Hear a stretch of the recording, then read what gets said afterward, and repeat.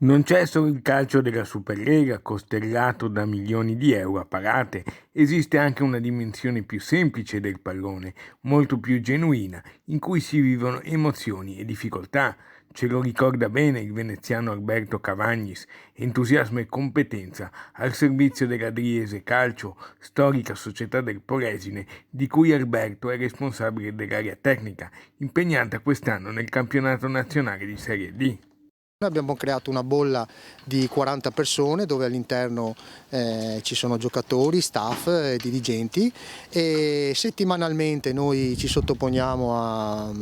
ai tamponi e sono contento perché insomma io sono arrivato alla Driese, la Driese non aveva un settore giovanile, il settore giovanile è stato ricostruito e per 2 anni consecutivi è scuola calcio qualificata. Sono contento perché comunque all'interno del gruppo squadra, sia l'anno scorso e anche quest'anno, ci sono dei giovani veramente di valore. Tra l'altro l'anno scorso il portiere nostro adesso è sotto contratto col Cagliari,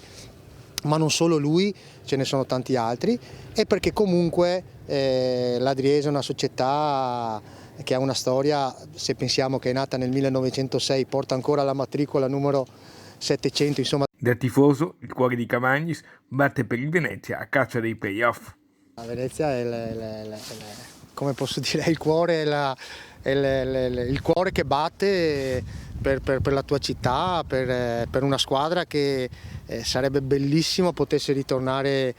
agli anni della Serie A, perché comunque viverla nella nostra città, vivere lo stadio, dunque penso che sarebbe